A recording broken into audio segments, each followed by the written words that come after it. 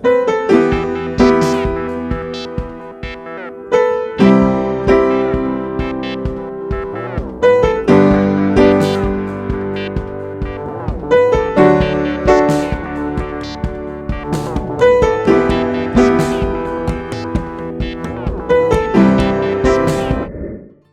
మనం చూడబోయే రెసిపీ వచ్చేసి సాబుదానా మురుకులు ఎలా చేసేదని చూద్దామండి. ముందంతా మురుకులు చేయాలంటే ముందుగానే మురుకులు కనేసి సపరేట్గా పిండి మనం మిషన్లో ఇచ్చి కొట్టుకొని వస్తాము. లేదంటే బియ్యంని నానబెట్టి మురుకులుగా చేస్తామండి. రెడీమేడ్ బియ్య పిండి వచ్చేసి మనకు అన్ని షాప్లోనూ ఉన్నాయి.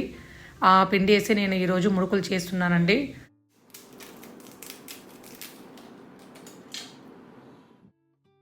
నాలుగు కప్పులు వచ్చేసి బియ్య పిండి తీసుకోండి.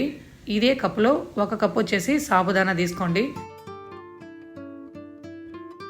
కడాయిలో యాడ్ చేసి స్టవ్ ఫ్లేమ్ తగ్గించి వేయించుకోండి.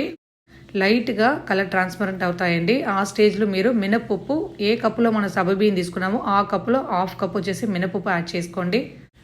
మినపప్పు యాడ్ చేసి లైట్గా కలుపుకొని ఇందులోనే 1 టేబుల్ స్పూన్ వచ్చేసి పుట్నాల పప్పు యాడ్ చేసి అన్నిటినీ దూరగా వేయించుకొని స్టవ్ ఆఫ్ చేసుకోండి. పూర్తిగా చల్లారినాక మెత్తగా ఇలా మిక్సీ జార్లో యాడ్ చేసి పౌడర్ చేసుకోండి. పౌడర్ చేసిన దాన్ని మనం జల్లెడలో యాడ్ చేసి లైట్గా ఇలా జల్లించుకోండి.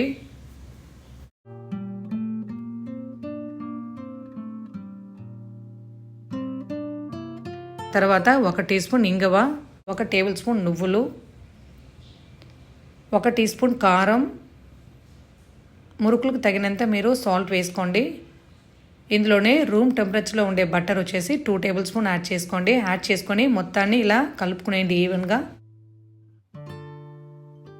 కలుపుకున్న తర్వాత కొద్దిగా నీళ్ళు వేసుకొని బాగా కలుపుకోండి. ఈ పిండికి వచ్చేసి నాకు 1.5 గ్లాస్ నీళ్ళు వచ్చి పట్టినాయండి కలుపుకునేదానికి. ఈ కన్సిస్టెన్సీలో కలుపుకోవాలండి చపాతీ పిండిలా.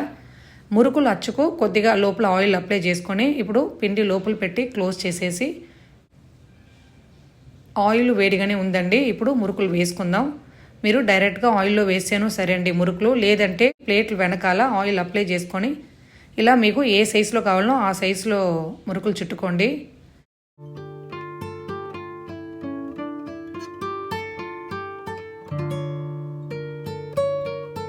వేడిగా ఉండే ఆయిల్లో స్టవ్ ఫ్లేమ్ తగ్గించేసి 1 బై 1గా యాడ్ చేసుకోండి.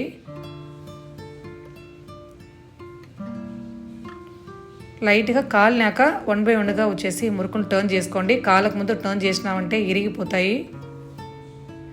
టేస్ట్ భలే ఉంటాయండి, చాలా కమ్మగా భలే ఉంటాయి టేస్ట్. మీకు తెల్లగా కావాలంటే కారం యాడ్ చేసుకోవలేదండి. నేను వచ్చేసి ఆ టేస్ట్ కోసమే కారం యాడ్ చేసినాను. రెడీ అయిపోయినాయి. ఈ మురుకులు వచ్చేసి మరొక ప్లేట్లోకి తీసుకుందాం.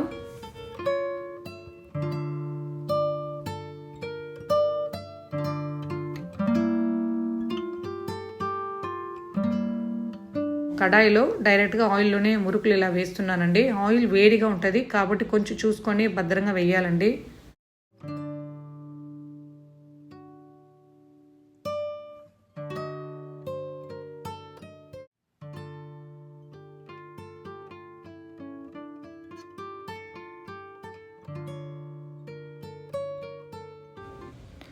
మురుకులు అన్నీ రెడీ అండి. ఈ మురుకులు చేసేదానికి నాకు టైం వచ్చేసి కరెక్ట్గా 1/2 అవర్ అయింది.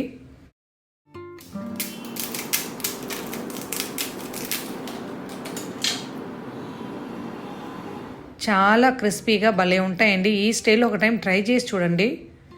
ఈ వీడియో మీకు నచ్చిందంటే లైక్ చేసి సబ్స్క్రైబ్ చేయండి. Thanks for watching.